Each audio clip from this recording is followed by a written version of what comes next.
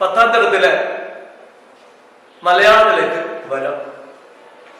ഒന്നാമത്തെ യൂണിറ്റ് നമുക്ക് പരിചയപ്പെടാം. ഒന്നാമത്തെ യൂണിറ്റിന്റെ പേര് കാലാതീതം കാവ്യ വിസ്മയം.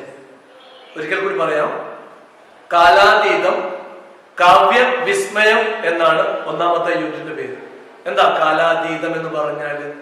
കാലത്തിനും അതീതമായത് എന്നർത്ഥം. അതീതം എന്ന് പറഞ്ഞാൽ അപ്പുറത്ത് എന്നർത്ഥം. കാലത്തിനും അതീതമായ 3 കാവ്യ വിസ്മയങ്ങളെയാണ്, 3 മഹാപ്രതിഭകളെയാണ്, അവരുടെ രചനകളാണ് നമ്മൾ ഈ പാഠഭാഗത്തിൽ, ഈ യൂണിറ്റിൽ പരിചയപ്പെടുന്നത്. ഒന്ന് ചിന്തിക്കണം, കാലത്തിനും അതീതമാവുന്ന മഹാപ്രതിഭകൾ. 16ാം നൂറ്റാണ്ടിൽ ജീവിച്ച, 16ാം നൂറ്റാണ്ടിൽ എഴുതിയ ഒരു കൃതിയും 6ാം നൂറ്റാണ്ടിൽ എഴുതിയ ഒരു കൃതിയും 18ാം നൂറ്റാണ്ടിൽ എഴുതിയ ഒരു കൃതിയും 21ാം നൂറ്റാണ്ടിൽ ജീവിക്കുന്ന നമ്മൾ പഠിക്കുന്നു എന്ന കാര്യം ഓർമ്മിക്കണം. അതാണ് ഞാൻ പറഞ്ഞത്, കാലാതീതമായ കാവ്യവിസ്മയങ്ങളാണിത്. വാൽമീകി രാമായണത്തിലെ പരിഭാഷ മനോഹരമായി എഴുത്തച്ഛൻ ആവിഷ്കരിച്ചു. എഴുത്തച്ഛനെ നമുക്കറിയാം, തുഞ്ചത്ത് രാമാനുജൻ എഴുത്തച്ഛൻ. ആധുനിക മലയാള ഭാഷയുടെ പിതാവാണ് തുഞ്ചത്ത് രാമാനുജൻ എഴുത്തച്ഛൻ. ആധുനിക മലയാള ഭാഷയുടെ പിതാവ് എന്ന് പറയുമ്പോൾ എന്താ അതിന്റെ അർത്ഥം? പലപ്പോഴും നമ്മൾ പല അവസരങ്ങളിൽ 7ലും 8ലും ഒക്കെ കേട്ടിട്ടുണ്ടാവും, ആധുനിക മലയാള ഭാഷയുടെ പിതാവാണ് എഴുത്തച്ഛൻ എന്ന്. അപ്പോഴൊക്കെ നിങ്ങൾ ചിന്തിച്ചു നോക്കിയിട്ടുണ്ടോ, എഴുത്തച്ഛൻ എങ്ങനെയാ പിതാവാകുന്നത് എന്ന്? ഇല്ലല്ല. ചിലരെങ്കിലും ചിന്തിച്ചിട്ടുണ്ടാവും. പലപ്പോഴും നമ്മുടെ ക്ലാസ് മുറികളിൽ നമ്മുടെ അധ്യാപകരോട്, അധ്യാപികമാരോട് ചോദിച്ചിട്ടുണ്ടാവും. പലപ്പോഴും നമുക്ക് പല അറിവുകളും സ്വാംശീകരിക്കാനും കഴിഞ്ഞിട്ടുണ്ടാവും. എങ്കിലും ഞാൻ ഒന്നും കൂടി അത് വിശദീകരിക്കാം. എഴുത്തച്ഛന് മുന്നേ ഇവിടെ ഒരു മണിപ്രവാള പ്രസ്ഥാനം ഉണ്ടായിരുന്നു. മലയാളവും സംസ്കൃതവും തമിഴും ഇടകലർന്ന ഒരു ഭാഷാ രീതി ഇവിടെ ഉണ്ടായിരുന്നു. മിക്സർ കഴിക്കാറില്ല നിങ്ങൾ? മിക്സറിൽ എന്തൊക്കെ ഉണ്ടാവും? കടലൊക്കെ ഉണ്ടാവും, ചെറിയ കടലൊക്കെ ഉണ്ടാവും. അങ്ങനെ പലതിന്റെയും ശേഖരണമല്ലേ മിക്സർ. ചില ആൾക്ക് കടലൊക്കെ, ചെറിയ കടലൊക്കെ ആണെങ്കിൽ അവരത് മാത്രം കഴിക്കും, മറ്റത് മാറ്റി വെക്കും. അതുപോലെ ആയിരുന്നു മണിപ്രവാളവും. തമിഴുണ്ട്, മലയാളമുണ്ട്, സംസ്കൃതമുണ്ട്. ഇതിന്റെയൊക്കെ സങ്കരമായിരുന്നു മണിപ്രവാള ഭാഷ. അതായിരുന്നു ആ ഭാഷാ രീതി. എഴുത്തച്ഛൻ എന്ത് ചെയ്തു എന്നോ, അതിൽ നിന്നും മലയാളത്തെ മാത്രം മാറ്റി വെച്ചുകൊണ്ട് ഒരു പുതിയൊരു പ്രസ്ഥാനം ഉണ്ടാക്കി, പുതിയൊരു ഭാഷാ രീതി മലയാളികൾക്ക് പരിചയപ്പെടുത്തി കൊടുത്തു. അതുകൊണ്ടാണ്, ചുരുക്കി പറഞ്ഞാൽ അതുകൊണ്ടാണ് ആധുനിക മലയാള ഭാഷയുടെ പിതാവാണ് തുഞ്ചത്ത് രാമാനുജൻ എഴുത്തച്ഛൻ എന്ന് പറയുന്നത്. ഇപ്പൊ ക്ലിയർ ആയല്ലോ അല്ലെ? ഇനി അതിനെക്കുറിച്ചുള്ള ധാരണകൾ, കൂടുതൽ ധാരണകൾ നമുക്ക് വരുന്ന ക്ലാസ്സുകളൊക്കെ നമുക്ക് കൂടുതലായിട്ട് മനസ്സിലാക്കാം.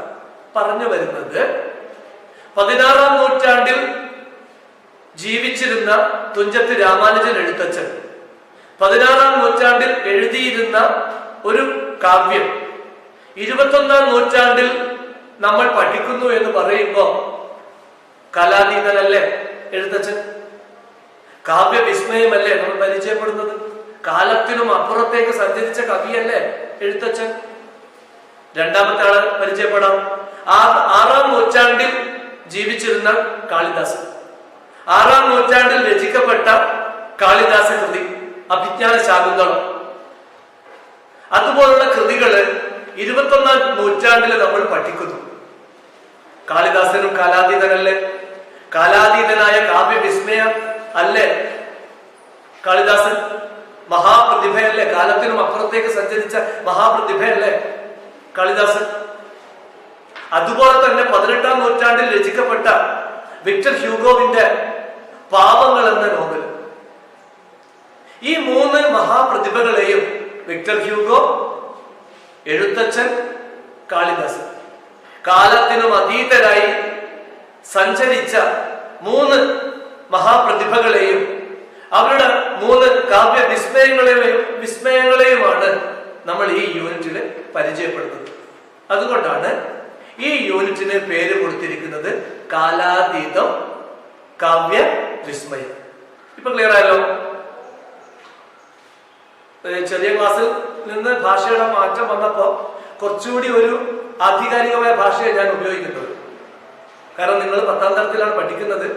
ഭാഷയുടെ കാര്യത്തിലും ആശയത്തിന്റെ കാര്യത്തിലും സംവേദനത്തിന്റെ കാര്യത്തിലും നമ്മൾ കുറച്ചുകൂടി ഉയർന്ന തലം വരണം. അതുകൊണ്ടാണ് ഞാൻ കുറച്ചുകൂടി അത്തരത്തിലുള്ള ഒരു സംഭാഷണ രീതി, ഒരു സംസാര രീതിയിലേക്ക് വരുന്നത്. തിരിച്ചു വരാം. കാലാതീതമായ 3 കാവ്യവിസ്മയങ്ങളെയാണ് ഈ യൂണിറ്റിൽ പരിചയപ്പെടുന്നത്. ഇനി സ്വാഭാവികമായിട്ടും നമുക്ക് ഇതിന്റെ പ്രവേശകത്തിലേക്ക് പോകണം. ഓർമ്മിക്കുക, പ്രവേശകത്തിൽ നിന്ന് എപ്പോഴും ചോദ്യങ്ങൾ ഉണ്ടാവാറുണ്ട്. പ്രവേശകം നമുക്ക് ഒഴിവാക്കാൻ പറ്റില്ല. പ്രവേശകത്തെ ഉൾക്കൊള്ളിച്ചുകൊണ്ട് ഒരു മുഖപ്രസംഗമോ അല്ലെങ്കിൽ ഒരു പ്രസംഗമോ ഒരു കുറിപ്പോ എന്തൊക്കെയും ചോദിക്കാം. അതുകൊണ്ട് തീർച്ചയായിട്ടും നമ്മൾ എന്തു ചെയ്യണം? പ്രവേശകം നമ്മൾ കൃത്യമായിട്ട് പഠിക്കണം. നോക്കാം നമുക്ക്. സച്ചിദാനന്ദൻ എന്ന കവിയുടെ റഷ്യൻ യാത്രാനുഭവ ഗീതമായ മഞ്ഞ് എന്ന കവിതാ സമാഹാരത്തിലെ ഒരു 4 വരി കവിതയാണ് നമ്മൾ പ്രവേശകത്തിൽ പഠിക്കുന്നത്. അപ്പോഴേ സ്വാഭാവികമായിട്ടും സച്ചിദാനന്ദനെ നമ്മൾ പരിചയപ്പെടണം. പുതിയ കാലത്തിലെ മനോഹരമായ കവിതകൾ മലയാളികൾക്ക് സമ്മാനിച്ച ഒരു ഇംഗ്ലീഷ് പ്രൊഫസറാണ് സച്ചിദാനന്ദൻ. ഓർമ്മിക്കണം, ഇന്ദിരാഗാന്ധി യൂണിവേഴ്സിറ്റിയിലെ ഇംഗ്ലീഷ് വിഭാഗത്തിന്റെ തലവൻ കൂടിയായ സച്ചിദാനന്ദൻ മലയാളികൾക്ക് പ്രിയപ്പെട്ട ഒരുപാട് കവിതകൾ സമ്മാനിച്ച, മലയാളിയുടെ മനസ്സ് അറിഞ്ഞ ഒരു കവി കൂടിയാണ്. അദ്ദേഹത്തിന്റെ റഷ്യൻ യാത്രാനുഭവ ഗീതമായ മഞ്ഞ് എന്ന കവിതാ സമാഹാരത്തിലെ ഒരു കവിതയാണ് പ്രവേശകത്തിൽ കൊടുത്തിരിക്കുന്നത്. കവികളുടെ ഭാഷ എന്നാണ് കവിതയുടെ പേര്. കവികളുടെ ഭാഷ എന്ന കവിതയിലെ 4 വരിയാണ് പ്രവേശകത്തിൽ കൊടുത്തിരിക്കുന്നത്.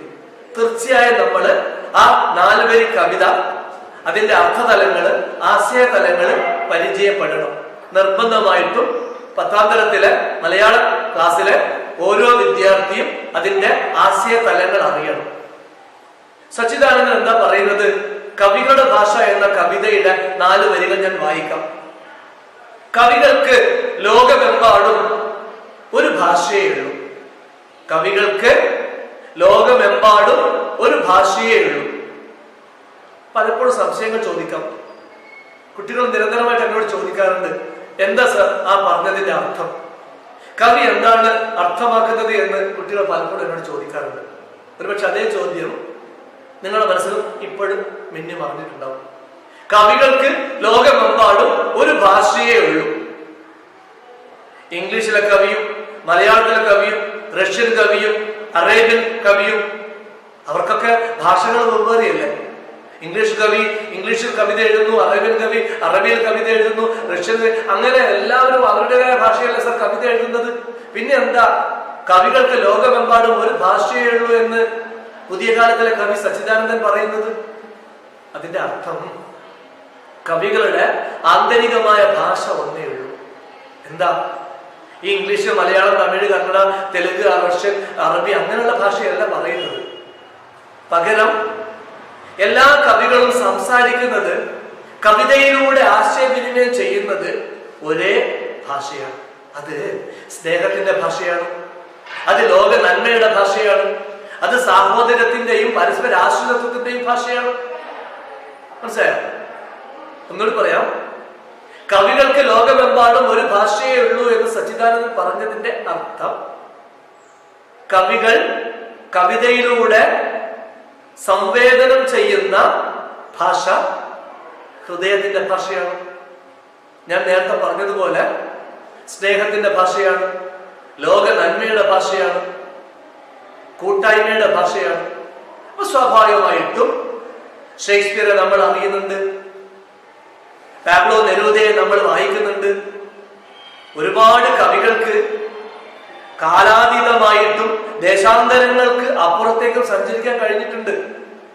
അതുകൊണ്ട് പാബ്ലോ നെരൂദയൊക്കെ നമ്മൾ വല്ലാതെ ഹൃദയത്തിൽ ആഴത്തിൽ സ്പർശിക്കുന്നത്.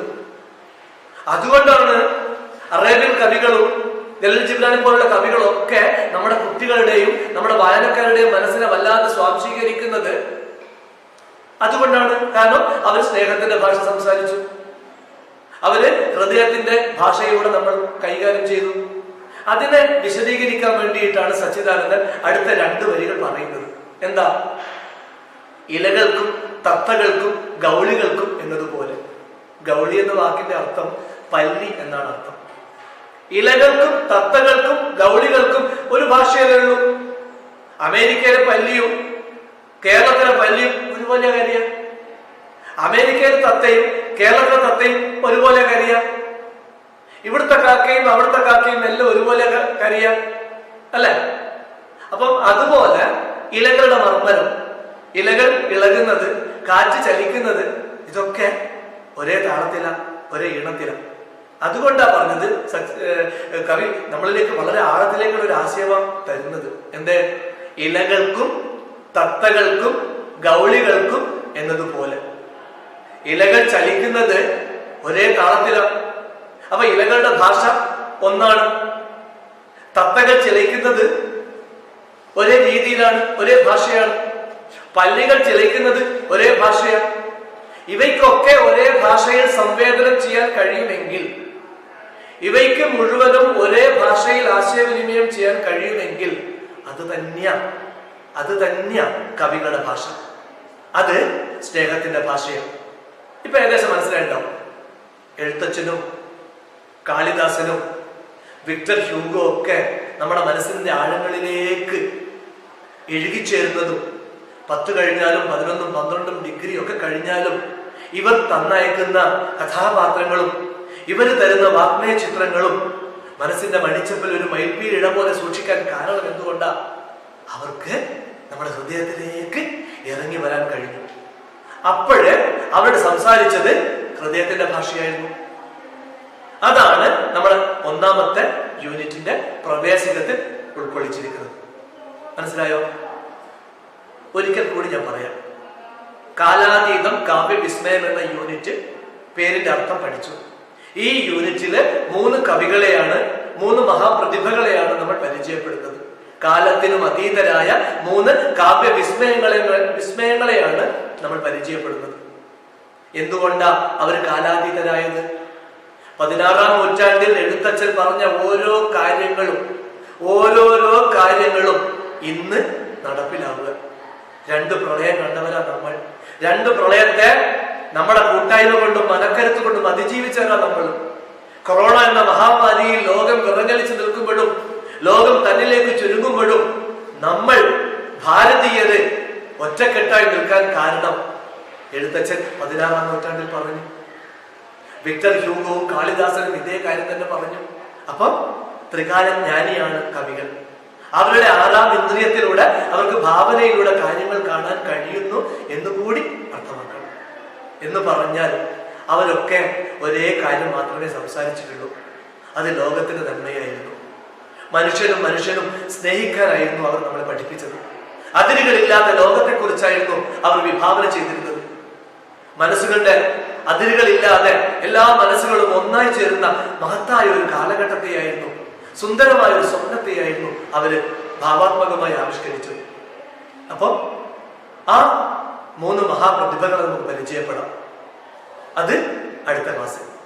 അപ്പം ഈ ഒരു ക്ലാസ്സിൽ ഞാൻ നിങ്ങൾക്ക് തരുന്ന ഒരു പ്രവർത്തനമുണ്ട്. എന്റെ പ്രിയപ്പെട്ടവര് അത് എന്തായാലും ആ പ്രവർത്തനം ചെയ്യുമെന്ന് എനിക്കറിയാം. വീട്ടിലിരുന്നു കൊണ്ട് നിങ്ങൾ ഈ പ്രവർത്തനം ചെയ്യണം.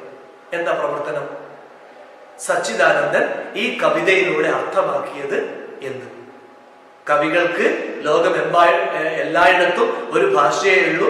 തത്തകൾക്കും ഗൗളികൾക്കും ഇലകൾക്കും എന്നതുപോലെ ഒരു ഭാഷയേ ഉള്ളൂ. ഇത് നിങ്ങൾക്ക് എങ്ങനെ ഉൾക്കൊണ്ടു? ഇതിന്റെ ആശയതലം എന്താണ് എന്നുള്ളത് ഒരു കുറിപ്പായിട്ട് എഴുതി തരണം, ഒരു പാരഗ്രാഫായിട്ട് എഴുതി തരണം. ശരിയല്ലേ? അങ്ങനെയാണെങ്കിൽ ഈ പ്രവർത്തനം നിങ്ങൾ അടുത്ത ദിവസം ചെയ്യാം. അടുത്ത ക്ലാസ്സിൽ നമുക്ക് പരിചയപ്പെടാം. ഓക്കെ?